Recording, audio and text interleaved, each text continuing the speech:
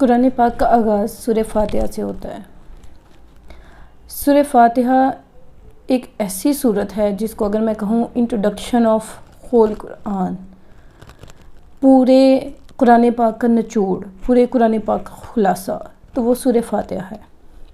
ہمارا ایک سب سے بڑا جو پرابلم ہے، معاشرتی پرابلم، یہ ہے کہ ہم چیز کو پڑھتے تو ہیں لیکن سطحی طور پر، لیکن قرآن پاک کے بارے میں اللہ تعالیٰ نے یہ فرمایا ہے کہ یہ ایک عمل کی کتاب ہے، یہ صرف پڑھنے کی کتاب نہیں ہے۔ پڑھتے تو آپ گناہ اور ثواب کے لیے یا اللہ کے حکم پر ہیں، لیکن اس کو سمجھ کر پڑھنے کا حکم ہے۔ اور بہت زیادہ مسائل، بلکہ تقریباً کا بھی ورڈ میں استعمال کرتی ہوں تو میں غلط ہوتی ہوں، ہر قسم کے مسئلے کا شکار جس سے معاشرتی طور پہ اس وقت ہم ہیں، اگر ہم صرف اور صرف اپنا قرآن پاک پڑھنا شروع کر دیں تو اس کا حل نکل سکتا ہے۔ اس کی وجہ کیا ہے کہ معاشرتی مسائل زیادہ اگنورنس کی وجہ سے، لیک آف نالج، ہمارے پاس اگر ایک مسئلہ ہے تو مسئلہ کس قسم کا ہے اس کی انفارمیشن نہیں ہے، اس مسئلے کو حل کیسے کیا جائے اس کا کوئی طریقہ کار، اس کا کوئی انفارمیشن نہیں ہے۔ تو یہ جتنی بھی قسم کے مسائل ہیں تا قیامت، یہ اللہ پاک کا کہنا ہے، اللہ تعالیٰ کا فرمان ہے کہ تا قیامت انسان، جب سے اس کا نزول ہوا قرآن پاک کا، تا قیامت تک انسانوں کے لیے یہ ہدایت کی کتاب ہے۔ اور ہدایت کی کتاب سے اپنے ہر قسم کے مسئلے کے بارے میں اس کے اندر سے چیز صرف آپ اسی وقت اخذ کر سکتے ہیں جب آپ قرآن پاک کی تعلیم حاصل کرتے ہیں، اس کے پورے شعور کے ساتھ، اس کے پورے معنی کے ساتھ، اور وہ تب آتا ہے جب آپ اس کا ترجمہ اور تفسیر کو ساتھ ساتھ جو ہے وہ کنسیڈر کرتے ہیں۔ اب ہم کافی جگہوں پہ جاتے ہیں کہ ہمیں کوئی ایسا، اکثر بزرگان دین کے پاس جا کے ہمیں کوئی ایسا ورد بتائیں، ایسی چیز بتائیں کہ جو بس میں ایک بار پڑھوں اور میرا خدا مجھ سے راضی ہو جائے۔ اب سورہ فاتحہ ایک ایسی چیز ہے جو کہ ہم ہر نماز کے اندر پڑھتے ہیں، کوئی نماز ناظرین و سامعین ایسی نہیں ہے جو کہ سورہ فاتحہ کے بغیر مکمل ہوتی ہو۔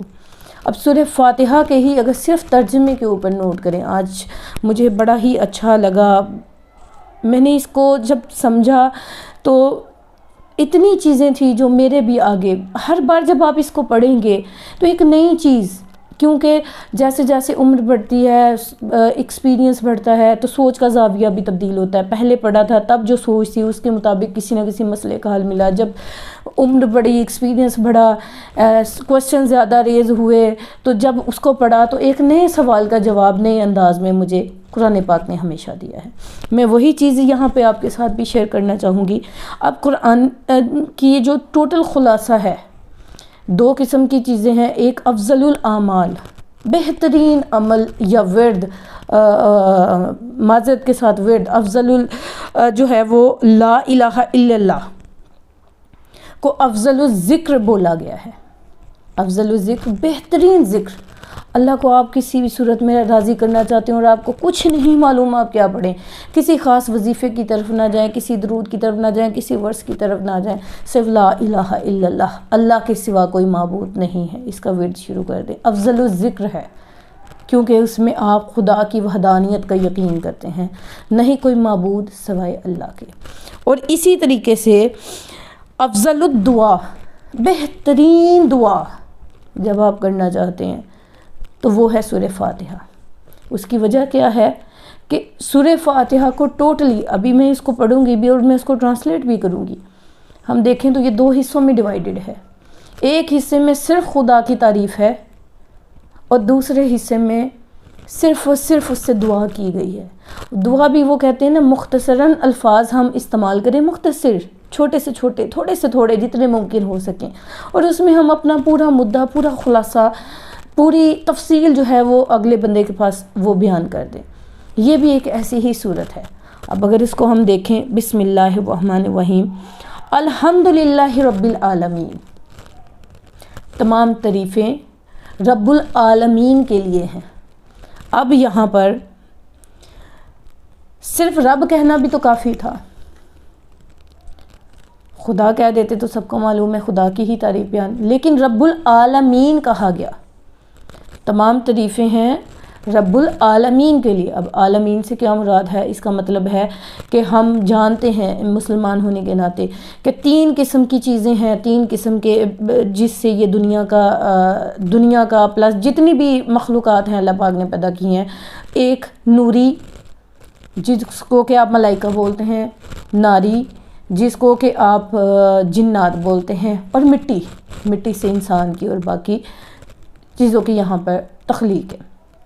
اب روئے زمین کے اوپر ہی آ جائیں، نوری اور ناری کو چھوڑ دیں، تو یہاں پر اب اللہ تعالیٰ نے زمین کے اوپر انسان بھی پیدا کیے ہیں، اس کے ساتھ چرند پرند بھی پیدا کیے ہیں، اس کے ساتھ ہی فصلیں، پودے، درخت، مختلف قسم کی چیزیں پیدا کی ہیں۔ اب رب العالمین کہنے کا مطلب یہ ہے کہ جتنی بھی قسم کی مخلوقات ہیں، جتنی بھی قسم کی تخلیقات ہیں، ان سب کے رب کی تعریف، اور وہ ہے اللہ۔ ساری تعریفیں الحمدللہ، ساری تعریفیں اللہ کے لیے جو کہ رب العالمین، پورے عالم کا، پورے جہاں کا۔ اسی بات پہ شیطان اور ابلیس کی لڑائی تھی، کیونکہ وہ اس سے نیکسٹ ٹو اللہ خود کو سمجھتا تھا، وہ خود ہی سمجھ بیٹھا، وہ اس کا غرور اور حسد لے بیٹھا، لیکن اللہ نے اشرف المخلوقات کسی اور تخلیق کو، کسی اور مخلوق کو قرار دے دیا۔ اب اگر ہم دوسرے حصے کی طرف جائیں، الرحمن الرحیم، جو بہت رحمان اور رحم فرمانے والا ہے۔ اب رحمان اور رحیم سے آپ سب لوگ واقف ہیں کہ اللہ تعالیٰ کی 99 names of Allah and 99 names of Muhammad, Allah تعالیٰ کی 99 نام اور محمد عربی صلی اللہ علیہ وسلم کے 99 نام، وہ خوبیوں کی بنیاد پہ جو ان کے ان 2 ہستیوں کے اندر موجود ہے، اس کی بنیاد پہ جو ان کے مختلف نام ہیں۔ قرآن پاک کا اگر پہلا اور آخری عمومی پیج صفحہ جو ہے آپ دیکھیں تو اس کے اوپر دیے گئے ہوتے ہیں، یہ ان میں سے 2 نام ہیں جو یہاں پر استعمال کیے ہیں، جو کہ رحمان ہے اور رحیم ہے۔ اب نام تو اللہ پاک کے اور بھی بہت سے تھے، وہ قہار ہے، جس کے بارے میں ہم عام طور پہ کہیں بھی اپنے علماء کے پاس جائیں، جس پہ مجھے تھوڑا سا بہرحال اختلاف رائے ہے، کیونکہ وہاں پہ قہار ہونے کے اوپر زیادہ فوکس دیا جاتا ہے کہ اللہ کا غضب بہت بڑا ہے، اس میں تو کوئی شک نہیں ہے، وہ خدا ہے، اس کی ہر چیز ہی بڑی ہے، لا متناہی ہے، جس کے بارے میں ہم سوچ نہیں سکتے، جس کے بارے میں ہم امیجن نہیں کر سکتے، ہم بالکل نہیں سوچ سکتے۔ بہت ساری خوبیاں، وہاب ہے، وہ ہر چیز کا پیدا کرنے والا ہے، وہ رحمان ہے، وہ رحیم ہے، وہ قہار ہے، وہ مدبر ہے، وہ ہر چیز ہے، اور ہر چیز ہی اس کی کاؤنٹیبل نہیں ہے، وہ کم از کم انسانی ذہن یا انسان کے اندر یہ طاقت نہیں ہے کہ وہ اس کی اکاؤنٹیبلٹی کر سکے۔ اب رحمان اور رحیم 2 خصوصیات یہاں پر بیان کی گئی ہیں، وہ نام استعمال کیے گئے ہیں جس سے اس کے رحم دل ہونے کی، رحیم ہونے کی اور کریم ہونے کی ہمیں ملتی ہے۔ مطلب وہ اللہ جو کہ سارے جہانوں کا اللہ ہے، ایک ہی ہے، ساری تعریفیں اس خدا کے لیے جو کہ سارے جہانوں کا رب ہے، ایک کا نہیں، 2 کا نہیں، 3 کا نہیں، سب کا۔ اور کون ہے؟ کامن، ایک اللہ۔ اور اب بھی یہاں پر ایک یہ چیز بھی ہے، ہم عام طور پہ اللہ تعالیٰ کو مخاطب کرنے کے لیے مختلف خدا اور بھی قسم کے مولا ورڈز یوز کرتی ہیں، اور ڈیفرنٹ قسم کی لینگویجز میں ڈیفرنٹ قسم کے گاڈ، لیکن اللہ نے اپنے لیے کون سا ورڈ چوز کیا ہوا ہے کہ جس سے قرآن پاک میں اس نے خود کو مخاطب کرنے کے لیے ایک لفظ دیا، دیٹ از اللہ۔ اللہ کو بولیں گے بھی تو اللہ کے اندر جتنے الف لام ہے، جتنے بھی الفاظ آ رہے ہیں اس کے مطابق آپ کو ثواب بھی ملے گا، اور اللہ کو اللہ کہنا سب سے زیادہ افضل ہے۔ اس کی خوبیاں بھی بیان کرنا ہے تو اللہ کو اللہ کہہ کے مخاطب کریں۔ اللہ وہ جو سارے جہانوں کا رب ہے، وہ رحمان ہے اور رحیم ہے۔ کہنے کو تو قہار بھی کہا جا سکتا تھا، سب کچھ کہا جا سکتا تھا، جب اس نے اپنی خوبیاں، اپنی کریکٹرسٹکس، اپنی پاورز ہر انداز میں خود بیان فرمائی ہیں قرآن پاک کے اندر بھی، اور کچھ آسانی کے لیے مواہد بھی نکال کے مختلف علماء نے وہ ساری ڈیٹیل بیان کی ہے۔ لیکن اس نے ان سب میں سے جب اس نے بھی یہ 2 چیزیں پسند کی ہیں، تو ہم کون ہوتے ہیں ان 2 کو چھوڑ کے اس کی دوسری خوبیوں کے اوپر زیادہ فوکس کر کے، کیونکہ اگر ہم اس کو دیکھیں گے، ڈر کے کریں گے، تو ڈر کا ایک ایلیمنٹ ہے کہ ڈر کے جو بھی چیز کریں وہ سیدھی جاتی الٹی ہو جاتی ہے۔ لیکن جب ہمیں معلوم ہونا کہ ایک ماں ہے اور ماں کے آگے جانا ہے، 2 منٹ کے لیے روئیں گے اور ماں فوری طور پہ مان جائے گی. تو اللہ کو پورے روئے یہ کائنات کے اوپر، زمین کے اوپر جو ہے، کیا اس کو مثال دینے کے لیے کوئی اور رشتہ یا شخص یا کوئی ایسے کریکٹر نہیں ملا تھا. اس نے اپنی مثال ماں کے ساتھ دی اور کہا جتنا ماں تجھ سے پیار کرتی ہے اس سے 70 ماؤں سے زیادہ. اب 70 بھی ایک مبالغہ رائی کے لیے ورڈ یوز کیا گیا ہے. اللہ کی محبت کو ہم کاؤنٹ نہیں کر سکتے. تو اس نے اپنے آپ کو، اپنی محبت کو ماں کی محبت کے ساتھ قرار، جس کے آگے 2 منٹ بلک کر رو دے تو اس سے زیادہ ماں کے اندر اسٹیمنا نہیں ہے کہ وہ اپنے بچے کی فریاد نہ سنے.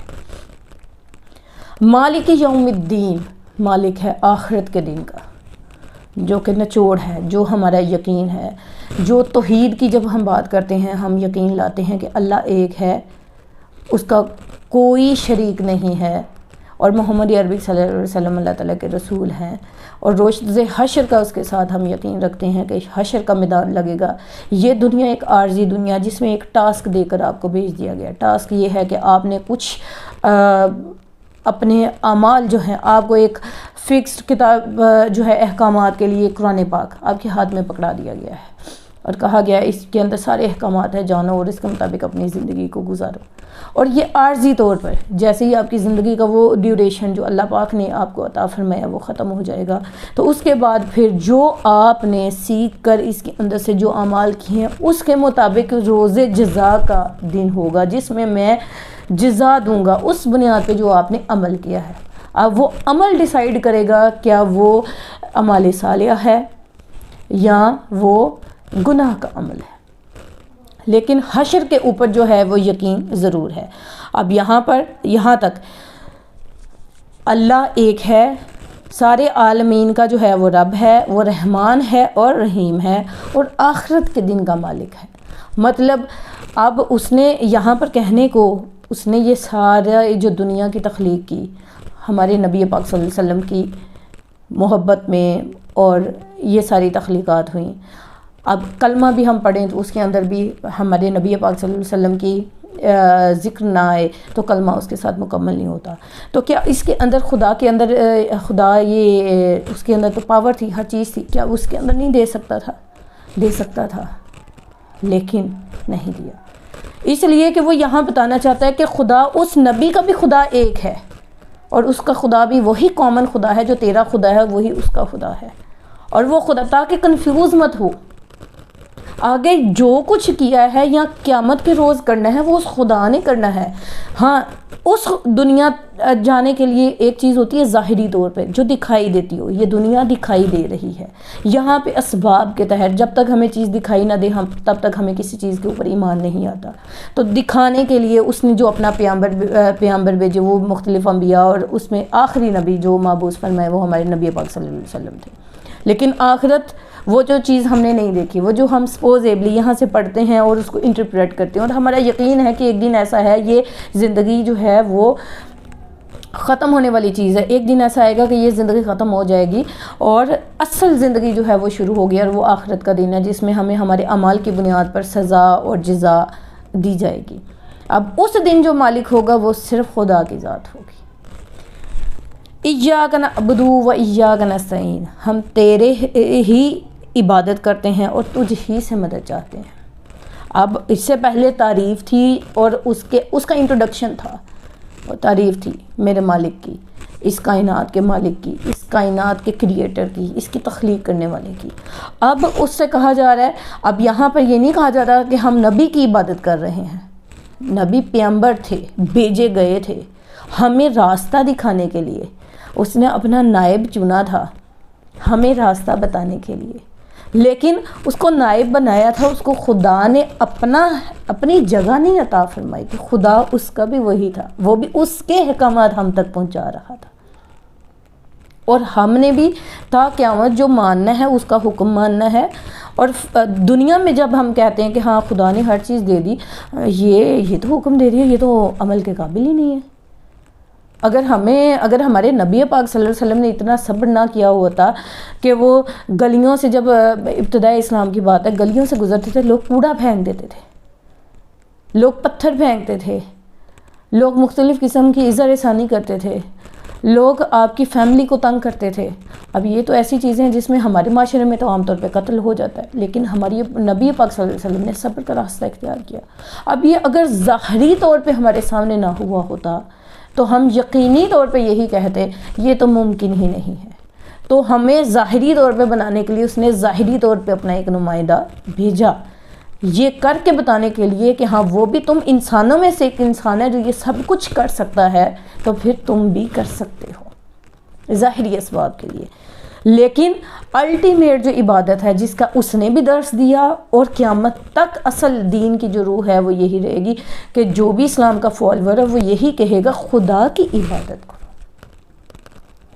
ایاک نعبد و ایاک نستعین، ہم تجھ ہی سے مدد چاہتے ہیں، تیری ہی عبادت کرتے ہیں، تجھ سے ہی مدد چاہتے ہیں. اہدنا الصراط المستقیم، ہم کو سیدھا راستہ دکھا. اب سیدھا راستہ کیا ہے، اس کے بارے میں میں نے اپنی پہلے بھی ایک ویڈیو بنائی ہے، اور میں چاہوں گی کہ نوجوانوں کے بارے میں زیادہ میرا فوکس ہے، اس لیے کہ میرا یقین ہے کہ آج کی یوتھ میں بہت پوٹینشیل ہے. وہ سب جانتے ہیں، مجھے ان کی کمیوں اور کوتاہیوں کے بارے میں بالکل بھی 1% بھی ان سے گلہ نہیں ہے. میرا صرف جو یقین ہے یا ماننا ہے وہ یہ ہے کہ ان تک انفارمیشن نہیں پہنچی، ان تک رائٹ انفارمیشن نہیں پہنچی، ان کی کسی نے گرومنگ نہیں کی، ان کی کسی نے کاؤنسلنگ نہیں کی. تو کاؤنسلنگ کرنے کے لیے پہلے ان کو انفارمیشن دینا بہت ضروری ہے. اگر ان کے پاس انفارمیشن ہوگی تو یہ بہت بہترین مسلمان اور بہت ہی بہترین انسان بنیں گے. جب ان کو اعمال کا پتہ ہوگا اور اعمال کی اہمیت کا اندازہ ہوگا تو وہ کریں گے. تو اس کے اندر اعمال کیا ہیں، اعمال کب وہ عمل بد کہلاتا ہے اور کب عمل صالحہ کہلاتا ہے، اس کے اوپر ایک پوری ویڈیو میں موجود ہے. ہمیں راستہ دکھانے کی، اور وہ بھی سیدھا راستہ. اب سیدھا راستہ اگر میں تھوڑے سے الفاظ میں بیان کرنا چاہوں، وہ راستہ جو رضائے الہی کی طرف جاتا ہے. ہر وہ کام جو رضائے الہی کی طرف جائے، اس کی توحید کو مانتے ہوئے سنت نبوی کے مطابق کیا جائے، اور اس کے لیے رضائے الہی کی غرض سے کیا جائے، وہ صراط مستقیم سیدھے راستے کی طرف جانے والے، جس کو کرنے کے بعد آپ ڈیفینیٹلی ایک اچھے انسان بنیں گے، آپ ایک ہمبل انسان بنیں گے، آپ بہت ہی ایک پیارے مسلمان بنیں گے. صراط الذین انعمت علیہم، راستہ ان لوگوں کا جن پر تو نے اپنا انعام کیا. مثال دے دی ساتھ میں تاکہ بات ادھر ادھر نہ نکل جائے. صراط الذین انعمت علیہم، راستہ ان لوگوں کا جن کے اوپر تو نے اپنا انعام کیا، نعمتیں بھیجی. غیر المغضوب علیہم ولا الضالین، نہ کہ ان پر جن پہ غضب نازل ہوا اور نہ ہی وہ جو گمراہ ہوئے. اب یہاں پہ مختلف تفاسیر پڑھیں تو اس میں کہیں پر کہا جاتا ہے کہ اہل یہود کو جو ہے وہ ایڈریس کیا گیا ہے، کہیں پر عیسائیوں کو کیا گیا ہے، کیونکہ ہم سب جانتے ہیں کہ نبی پاک صلی اللہ علیہ وسلم سے پہلے بھی کچھ انبیاء تھے جن پہ تورات، زبور، انجیل، وہ بھی ساری قرآنی جو ہیں وہ صحیفے ہیں، کتاب ہیں، اور ان کے اوپر بھی اگر ہم ایمان نہیں رکھتے، ان انبیاء پر ایمان نہیں رکھتے، کیونکہ ہمارا ایمان ہے کہ ہمارے نبی پاک صلی اللہ علیہ وسلم آخری نبی ہیں. تو آخری کا مطلب یہ ہے کہ اس سے پہلے بھی موجود تھے، تو ہمارا ایمان مکمل نہیں ہوتا. اب بہرحال اس میں اس کی تفصیل میں جائیں تو ہم بہت گہرا جا سکتے ہیں، لیکن جو میں یہاں پر بیان کرنا چاہتی ہوں وہ یہ کہ راستے کی ڈائریکشن بتائی ہے سادہ الفاظ میں سمجھنے کے لیے، کہ وہ راستہ جس پر اگر ہم چلیں تو جیسے پہلے چلے ہوں، اور ان پہ نعمتیں تو اب اسی پہ ہی آ سکتی ہیں. اگر کوئی ماں کا فیورٹ تو وہی بچہ ہوگا نا جو بہت فرما بردار ہوگا، جیسے جیسے ماں کہتی ہے ویسے ویسے کرتا ہوگا، اور خوب دل لگا کے کرتا ہوگا، اس نیت سے کرتا ہو کہ اگر میں یہ ایسا تو مجھے حکم دیا ہے، اور اگر میں حکم سے بڑھ کر کروں گا تو ماں زیادہ راضی ہوگی. اگر استاد نے ایک چیز تو حکم دی ہے، اگر میں اس سے زیادہ کروں گا تو استاد زیادہ راضی ہوگا. ایسے اعمال وہ کرے کہ پہلے کوانٹٹی لائے، پھر اس میں کوالٹی ایڈ کرے. خدا نے تو حکم دیا لیکن اس کو ایسے کرے کہ خدا کو وہ فوراً بس دیکھتے ہی پسند آ جائے اور اس پہ اپنی رحمتیں وہ نازل فرماتا رہے. ایسا راستہ نہ ہو جو خدا سے دوری پر لے جائے، خدا سے دور لے جائے، خدا کی رحمتوں اور برکتوں سے ہمیں دور لے جائے، ہمیں اسلام کے دائرے سے دور لے جائے. ایسا نہ ہو، اللہ نہ کرے، کوئی بدقسمت ترین انسان ہو جو پیدا ہوا اور ٹیگ کے طور پہ وہ مسلمان تو بن گیا، اس کے کانوں میں اذان ہوئی، اللہ پاک کی رحمت ہوئی اور وہ دائرہ اسلام میں پیدائشی طور پر آ گیا، لیکن وہ اپنے اعمال کی وجہ سے دائرہ اسلام سے نکل جائے. تو وہ جو ایک وعدہ ہے اللہ کا کہ میں اپنے مسلمان بندے کو جنت میں داخل کروں گا، وہ اس وعدے کی حد سے ہی باہر چلا جائے. تو ناظرین و سامعین، اگر اس پوری صورت کو دیکھیں تو 2 حصے ہی اس سے نکلتے ہیں، جس میں ایک تو اللہ نے اپنا انٹروڈکشن دیا ہے کہ وہ رب العالمین ہے، وہ رحمان ہے اور رحیم ہے. اس لیے ہمیں ہمیشہ اس کے رحمان ہونے پہ یقین ہونا چاہیے. ہمیشہ غلطی کر لیں، ہو جاتی ہے، میں یہ نہیں کہتی، ہاں اس سے رکنے کی کوشش کریں. میں یہ بھی موٹیویٹ نہیں کر رہی، میں یہ بھی نہیں کہہ رہی آپ کو لے جانا چاہ رہی اس راستے کی طرف کہ آپ پے در پہ غلطیاں کرتے چلے جائیں.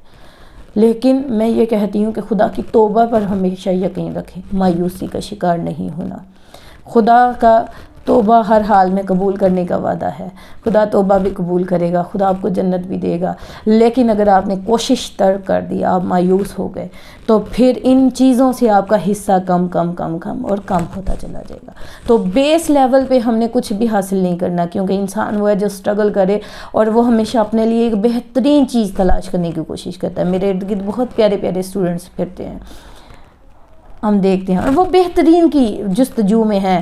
ڈریس پہننا ہے تو بہترین پہننا ہے، انسٹیٹیوٹ میں پڑھنا ہے تو بہترین میں پڑھنا ہے، موبائل لینا ہے تو بہترین لینا ہے، کھانا کھانا ہے تو بہترین کھانا ہے، کسی ریسٹورنٹ میں جانا ہے تو بہترین میں جانا ہے. جب ہم ایک اتنی عام سی چیزوں میں اپنے لیے ایک بہترین کا انتخاب کرتے ہیں تو پیدائشی طور پہ اللہ نے ہمارے لیے افضل ترین جو اپنا پسندیدہ ترین جو دین ہے وہ ہمارے لیے چوز کیا، تو کیا ہم اس میں ایکسل کرنے کی کوشش نہیں کریں گے؟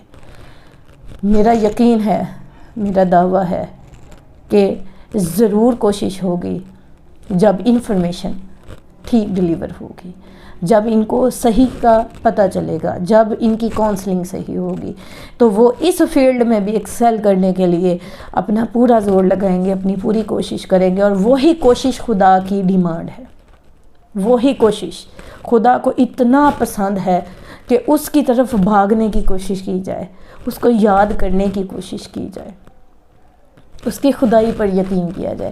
یہیں سے ایک اور بات جو مجھے بڑی اچھی اور پیاری لگی یہاں پر، خدا کی توحید کے بارے میں، کہ توحید کی 3 قسمیں ہیں: توحید ربوبیت، توحید الوحیت اور توحید الاسماء و صفات. اب توحید ربوبیت کا کیا مطلب ہے؟ اس کا مطلب ہے کائنات کا خالق، مالک، رزاق، یہ جس نے پوری کائنات تخلیق کی ہے. توحید مطلب اللہ پر ایمان. اب ایمان کی 3 قسمیں، 3 level, first, second and third. ایک تو خدا یہ ہے کہ خدا ہر چیز کا خالق و مالک ہے، یہ یقین کرنا ہے. دوسرے لیول پہ اپنے دل سے بھی اور اپنے عمل سے بھی کہ خدا نے ہر چیز بنائی ہے، خدا ہر چیز کا مالک ہے، رازق ہے، مدبر ہے، ہر چیز اسی کے دم سے ہے. دوسری ہے توحید الوحیت، مطلب جتنی بھی قسم کی عبادات ہیں، جتنی بھی قسم کی ہے. اور عبادت وہ ایک چیز ہے ناظرین و سامعین جس میں ڈفرنس جاننا ہماری یوتھ کا بہت ضروری ہے. ہر وہ ایکٹ، وہ عمل جو پرفارم کیا جائے کسی خاص کی رضا حاصل کرنے کے لیے، اس کو عبادت بولتے ہیں. اب عبادت صرف اور صرف خدا کی جائز ہے، سجدہ صرف اور صرف خدا کو جائز ہے. اگر دیکھتے تو وہ ہمارے محمد عربی صلی اللہ علیہ وسلم کے علاوہ جو محبوب ترین، جس میں کوئی ہمیں مثال ڈھونڈنے کی ضرورت نہیں ہے، ہم دین اسلام میں ہوتے ہوئے اس چیز کے اوپر شک کر ہی نہیں سکتے. اپنے خدا کی ہمارے نبی پاک صلی اللہ علیہ وسلم کے ساتھ محبت ہوتی تو سجدہ تو دوسرا ان کو ہوتا. اب اللہ نے بھی ان کو نہیں کہا، ہمارے نبی پاک صلی اللہ علیہ وسلم نے بھی فرمایا اگر دوسرا سجدہ کرنے کی اجازت ہوتی تو میں عورت کو حکم دیتا کہ وہ اپنے شوہر کو سجدہ کرے. انہوں نے یہ نہیں کہا کہ میں کہتا کہ مجھے دے. ڈیفینیٹلی اس سے آپ کو ایک پراؤڈنیس فیل ہوتی ہے, آپ کو ایک درجہ ابو فیل ہوتا ہے. تو نبی پاک صلی اللہ علیہ وسلم نے اپنے لیے کیوں نہیں چاہا؟ نہ انہوں نے اپنی مثال میں ایسا بیان کیا, نہ اللہ پاک نے اپنی مثال میں ایسا بیان کیا. اس کا مطلب یہ ہے کہ عبادت صرف ایک کی جائز ہے, تاکہ کنفیوژن نہ کریٹ ہو, کوئی بندہ سوچ نہ پائے. لیکن آج کل فی زمانہ اگر ہم دیکھیں مختلف اولیاء اکرام, ان کے درباروں کے اوپر اگر ہم جائیں, میں ان کے خلاف نہیں ہوں, جن کو اللہ نے عزت دی, جن کو اللہ نے مان دیا, وہ اولیاء ایسے ہی تو نہیں بنے. انہوں نے اس کتاب کو, اس قرآن پاک کو فالو کیا, انہوں نے عملاً اس کو فالو کیا, اور اللہ پاک نے ان کو وہ رتبے عطا فرمائے. لیکن جو ہمارے جیسے عام انسان ہیں وہ جاتے ہیں, اور ہم ان سے, ہم خدا کو چھوڑ کر, نبی کو چھوڑ کر, ہم ڈائریکٹ ان سے مانگنا شروع کر دیتے ہیں. قبلہ کا رخ بیک سائڈ پر ہوتا ہے, لیکن ہم دربار کی سائڈ پر منہ کر کے سجدہ کر رہے ہوتے ہیں. یہ چیزیں تو نہیں, اجازت ہی نہیں ہے. ہم ان جالیوں کو چوم رہے ہیں, کمروں کو چوم رہے ہیں, اس کا یہ تو اجازت, یہ ساری چیزیں شرک میں آتی ہیں. لیکن ہم عقیدت کے نام پہ یہ ساری چیزیں, کیونکہ یہ کچھ اعمال, عمل کے بارے میں انسان کو جاننا بہت ضروری ہے کہ کچھ ایکٹ, کچھ عمل ایسا ہوتا ہے کہ جب وہ کریں تو وہ عمل عبادت میں داخل ہو جاتا ہے, اور عبادت سوائے خدا کے کسی کی جائز نہیں ہے. ہم کسی کی عبادت نہیں کر سکتے, ہم اپنے نبی پاک صلی اللہ علیہ وسلم کی عبادت نہیں کر سکتے سادہ. اور جتنے بھی اولیاء اکرام ہیں وہ فالوور ہیں ہمارے نبی پاک صلی اللہ علیہ وسلم کے, انہوں نے فالو کیا اور بہترین انداز میں فالو کیا, تو ان کو اتنا بڑا رتبہ اللہ پاک نے دنیا میں اور آخرت میں عطا فرمایا. اور ہم ان کے فالوور ہو کے بالکل اس کا اینٹی کرتے ہیں, مختلف کرتے ہیں, ہم انہی کی جا کے عبادت کرنا شروع کر دیتے ہیں. تو یہ شرک, اس کا مطلب یہ ہے کہ عبادت اب دوسری قسم کی ہے کہ ایک تو اس چیز کا توحید میں یقین رکھنا ہے کہ ہر چیز کا خالق و مالک اور اختیار, طاقت کا منبع ہر چیز اللہ ہے. دوسرا, کسی بھی قسم کی عبادت کی جائے وہ صرف اور صرف خدا کے لیے جائز ہے. اور تیسری ہے توحید اسماء و صفات, کہ جتنی بھی قسم کی خوبیاں ہیں جو بھی بیان کی جا سکتی ہیں, جتنے بھی قسم کے ٹیگ ہیں, پراؤڈ ورڈز ہیں, کچھ بھی ہے, وہ سوائے ہمارے خدا کی ذات کے کسی اور کے ساتھ ہم منسوب نہیں کر سکتے. ظاہری طور پہ ہو سکتا ہے خدا نے خود اپنی مرضی سے کسی کو کوئی ایک آدھ خوبی, مختلف خوبیاں اس کا مجموعہ بنا دیا ہو, ظاہری طور پہ دکھانے کے لیے, بعض اوقات آزمائش کے لیے. لیکن جو اصل ہے, جو ٹوٹل ہے, ان ٹوٹل خلاصے میں وہ سب. تو توحید یہاں پر جو جس کا ذکر سورہ فاتحہ میں ہے کہ اللہ, ساری تعریفیں اللہ کے لیے جو کہ رب العالمین ہے. اللہ نے اپنے لیے ورڈ اللہ پسند کیا ہے جو کہ پورے جہانوں کا رب ہے, اس کے علاوہ کوئی معبود نہیں ہے. وہی یوم حشر کا مالک ہے, وہ رحمان ہے اور رحیم ہے. اس میں جتنی بھی ہم اس کی توحید کا, جب بھی آپ کا دل گھبرائے, آپ پریشانی کا شکار ہوں یا آپ خوشی کا شکار ہوں, آپ لا الہ الا اللہ کا ورد کیجئے, آپ کا دل سکون سے بھر جائے گا. توحید کے اوپر یقین رکھیں کہ ہر چیز کا خالق و مالک اللہ ہے. یہ توحید کے لیول ہیں 3 مختلف, جب تینوں کو مانیں گے توحید مکمل, کسی ایک کو بھی چھوڑیں گے تو توحید نامکمل. ایکٹ تو کر لیا, اب کوالٹی اس میں تبھی ایڈ ہوگی جب یہ سارے ایلیمنٹس اس کے اندر پورے ہوں گے. ریسپی تبھی پوری ہوتی ہے جب اس کے سارے انگریڈینٹس ہو. ٹیسٹ تب آتا ہے, ٹیسٹ میں کمی رہ جائے گی اگر کوئی ایک آدھ انگریڈینٹ بھی جو کہ بہت کروشیل ہو اور وہ آپ نہ ایڈ کریں اپنی ریسپی میں. اس لیے جو ہماری زندگی کی ریسپی ہے وہ توحید سے شروع ہوتی ہے, بینگ اے مسلم. اور اس توحید میں اگر ہم خدا کے خدائی کا, اس کے رازق اور مالک ہونے کا یقین نہیں کرتے ہیں, ہم عبادت کا منبع اس کو نہیں سمجھتے ہیں, اور ہر قسم کی جو صفات ہیں, جو خوبیاں ہیں, اس کے ساتھ ایسوسیٹ نہیں کرتے ہیں, تو ہمارا ایمان مکمل نہیں ہوتا ہے. اس سب کے ساتھ اگر ہم سورہ فاتحہ کو, یہ میرے خیال میں چونکہ اس کا تعلق نماز کے ساتھ ہے, کوئی بھی نماز جو ہے وہ سورہ فاتحہ کے بغیر مکمل نہیں ہوتی ہے. تو ہر مسلمان جس کو کوئی خاص ورد, کوئی خاص ذکر جاننے کی ضرورت نہیں ہے, جس کو کچھ نہیں آتا اس کا, چاہے وہ آپ کسی عام سے دیہات میں چلے جائیں, چاہے آپ کسی کوئی بہت ویل ڈیولپڈ کنٹری میں چلے جائیں, چاہے آپ کسی ماڈرن ایرا میں کے کسی شخص کے پاس چلے جائیں, اگر وہ مسلمان ہے تو پیدا ہوتے ہی جو اس کے کان میں اذان دی جاتی ہے یا اور اس کو نماز سکھائی جاتی ہے تو سورہ فاتحہ اور لا الہ الا اللہ, یہ 2 چیزیں ایسی ہیں اور پہلا کلمہ لا الہ الا اللہ محمد رسول اللہ، یہ 3 چیزیں جو ہر مسلمان کو معلوم ہے، بچے سے بچے کو، کیونکہ ہم جیسے ہی ہمارا بچہ پیدا ہوتا ہے اور بولنا شروع کرتا ہے تو ہم سب سے پہلے اس کو لا الہ الا اللہ، اللہ، محمد، یہ سب سکھاتے ہیں. جب وہ بولتا ہے تو ہمیں اس پہ بہت زیادہ پیار آتا ہے. تو یہ وہ چیزیں جو بلٹ ان ہیں، اس کا تعلق تعلیم سے بھی نہیں ہے، چاہے وہ پڑھا لکھا خواندہ ہے یا نہ خواندہ ہے، پڑھا لکھا یا نہیں پڑھا لکھا، لیکن یہ سب کو معلوم ہے. تو آپ کو کسی خاص ورد میں جانے کی ضرورت نہیں ہے، کیونکہ خدا کہتا ہے کسی اس انداز میں مانگو جس میں میری خدائی کا آپ نے یقین کیا ہوا ہو، اور یقین کے ساتھ آپ مجھ سے کچھ بھی مانگو. تو یہ وہ بہترین خلاصہ ہے، افضل الدعا ہے، جو کہ سارے ہی علماء جو ہیں مختلف تفاسیر پڑھ لیں، ہر چیز پہ اختلاف ہو سکتا ہے، لیکن اس چیز پہ کسی کا بھی اختلاف نہیں ہے کہ یہ قرآن پاک کا خلاصہ بھی ہے اور افضل الدعا بھی ہے. لا الہ پڑھ لیں، پہلا کلمہ پڑھ لیں، سورہ فاتحہ پڑھ لیں، لیکن جب یہ پڑھیں گے تو جو سکون قلب آپ کو نصیب ہوگا وہ کسی اور چیز میں، کسی اور ورد میں نصیب نہیں ہوگا. باقی اور سکون کا تعلق ایک ہے ذکر جو منہ سے ادا کر دیا. اس کے بعد ہر ویڈیو میں تقریباً میں یہ کہتی ہوں، کیونکہ یہ اسی چیز کی بس میں ڈیفیشنسی سمجھتی ہوں، اور ہر بیان کا جو اینڈ نتیجہ ہے وہ کوالٹی پہ آ جاتا ہے کہ باقی جو آپ نے خدا کی رضا ہے، اب لفظ تو آپ نے ادا کر دیا، اب لفظوں میں خوش و خضوع، اپنا دل، اپنی فیلنگز، اپنے جذبات کیسے ایڈ کرنے ہیں، جو جتنا ایڈ کرتا چلا جائے گا اتنے. کوئی ایسا بھی ہے، ہم وہ کہتے ہیں اللہ کے نیک بندے وہ ایک بار ایک سورت پڑھتے ہیں، دم کرتے ہیں تو وہ فوری طور پہ اثر ہو جاتا ہے، ہم تو 20 بار پڑھتے ہیں تو وہ نہیں ملتا. فرق ہے، لفظ تو وہ بھی ادا کریں، لفظ آپ بھی ادا کریں، بس ان کی ادائیگی میں انہوں نے خدا کی رضا اور اپنے جذبات ہر چیز ڈال دی، اور جو ہمارے اندر لیکنگ ہے.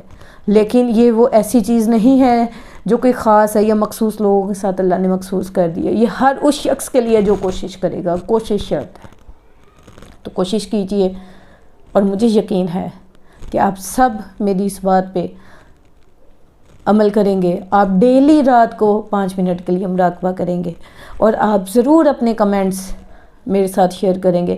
آپ